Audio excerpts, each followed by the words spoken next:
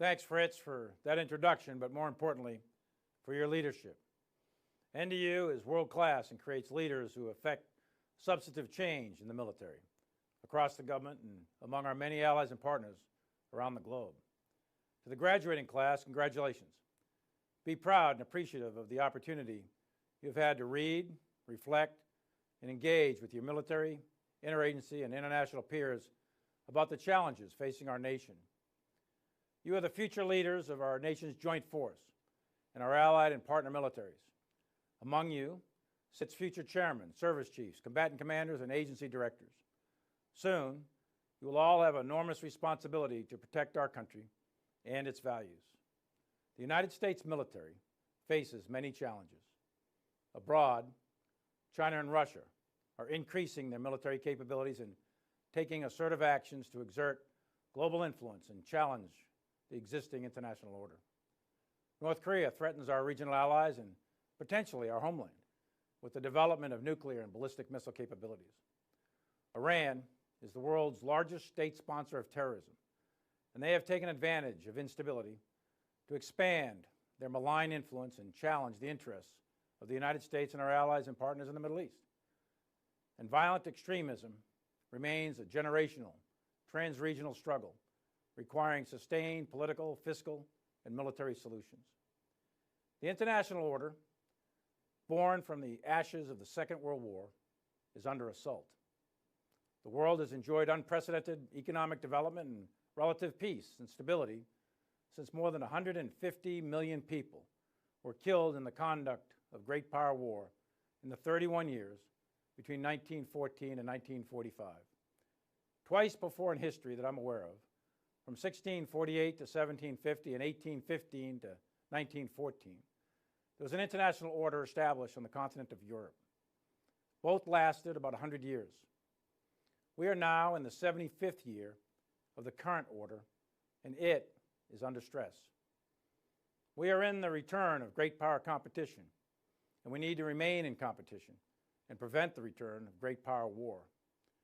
Our contribution as a military to that end state is a highly capable, agile, and ready joint force.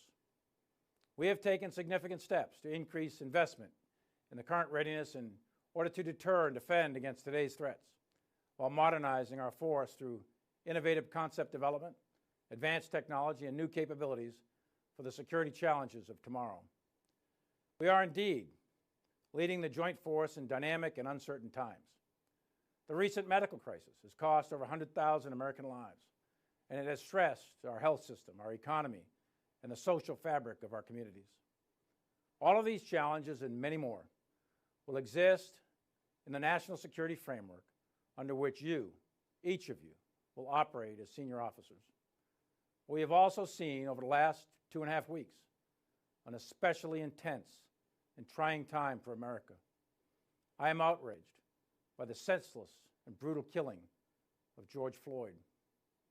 His death amplified the pain, the frustration, and the fear that so many of our fellow Americans live with day in and day out.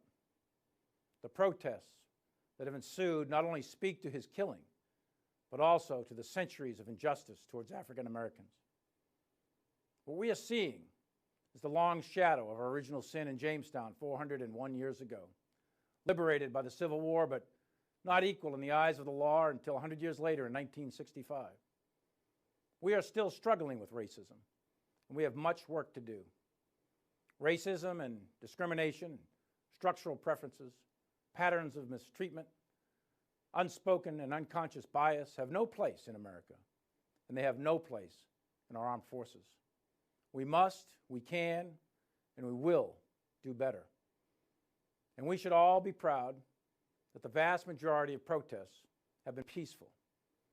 Peaceful protest means that American freedom is working. And I'm also proud of the response of our National Guard forces, who provided excellent support to local law and state enforcement under the control of state governors in more than 30 states across the country. We never introduced federal troops in the streets of America as a result of the combined efforts of the National Guard and law enforcement at quelling the violence and de-escalating very, very tense situations. We all know that our system in the United States is imperfect, full of passionate debate, and continually evolving. And we in the military will continue to protect the rights and freedoms of all the American people. The foundational value that underpins American rights embedded in the Constitution is that all people, no matter who you are born free and equal. And I want to address this value in the context of our military.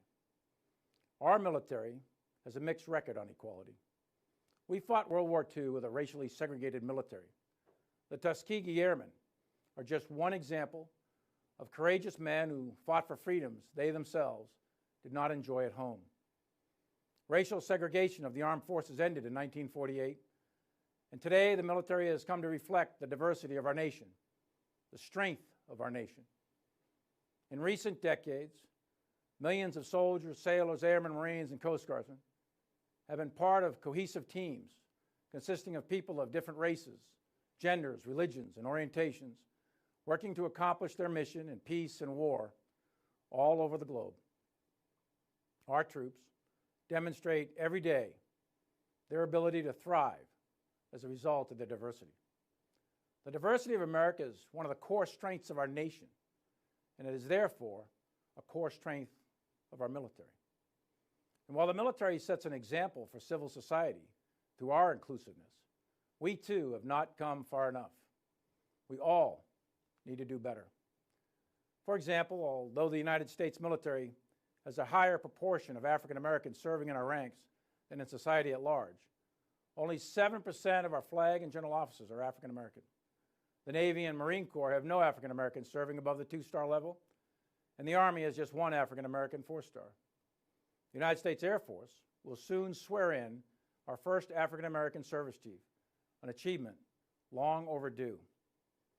We cannot afford to marginalize large portions of our potential talent pool or alienate certain demographic groups. No. We need all the talent that American society can muster. Our responsibility as military leaders is to ensure that each and every one of our service members is treated fairly, with dignity and respect, and each of them is given equal opportunity to excel. We must, we can, and we will do better. So what can we do? We will collectively take a hard look at how we recruit, retain, and promote talent within our services. We must ensure that diverse candidates have equal opportunity to branch into the career fields and serve in the key positions most likely to produce our future senior leaders. And we must ensure fairness and equity at all key gateway selection boards, including promotion, command, and war college. We must take advantage of the diversity committees, the councils, and the offices in each of the services to identify best practices in talent management and act on them. Mentorship also plays a vital role. All of us in the military must engage in more meaningful mentoring today. So how do you do that? As senior leaders, we reach down into the pool of rising stars among our troops from all walks of life and put into action what you've learned in your career. None of us got to where we are by ourselves. We all have had a helping hand.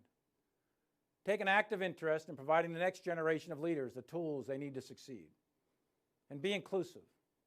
Make a commitment to seek out and surround yourself with those who don't look like you, think like you, and who come from different backgrounds. Specifically, reach out to junior officers and enlisted members whose background is different than yours and mentor them. It may be uncomfortable at first, but you will help them grow into future leaders, and they will help you grow to be a better leader yourself. Equality and opportunity is a matter of readiness. It's the basis of cohesion.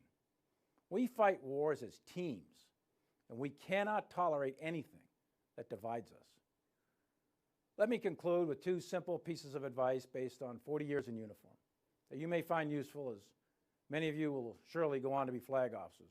First, always maintain a keen sense of situational awareness. As senior leaders, everything you do will be closely watched, and I am not immune. As many of you saw the result of the photograph of me at Lafayette Square last week, that sparked a national debate about the role of the military in civil society. I should not have been there. My presence in that moment and in that environment created a perception of the military involved in domestic politics. As a commissioned uniformed officer, it was a mistake that I have learned from, and I sincerely hope we all can learn from it.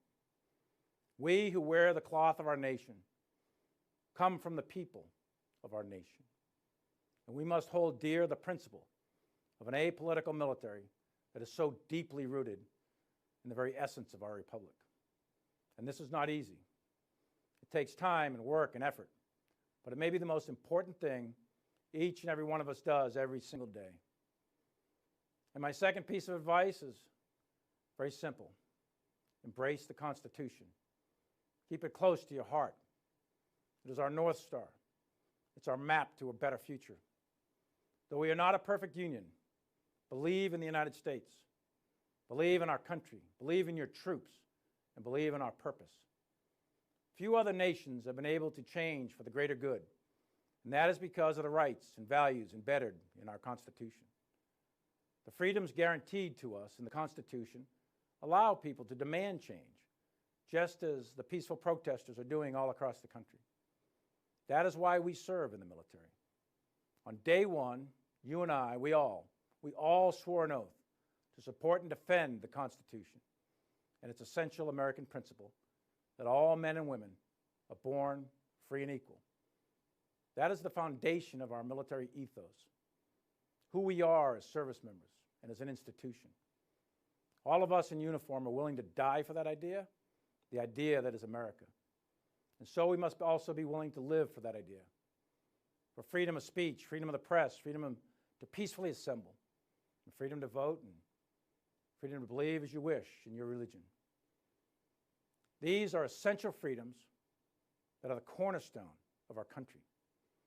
Americans have spilled their blood to protect them in the past, and they continue to be worth fighting for. This we will defend. As you graduate today, you are entering an increasingly dynamic, complex world that needs your leadership. Reflect on the past year and what you've learned about the current security environment, great power competition, and our global responsibilities. But also reflect on what you have witnessed over the past 2.5 weeks, what it means to all of us as Americans, and what it means to you and I as leaders. I have complete confidence in each and every one of you to lead when and where needed, to make sure we grow, improve, and remain the best military organization in the world. Together, our actions and words in the military will demonstrate that our differences do not divide us, but only make us stronger. Again, congratulations to each of you, and well done on a year of hard study. And we look forward to seeing you in the senior officer ranks shortly. We all of us, need your leadership.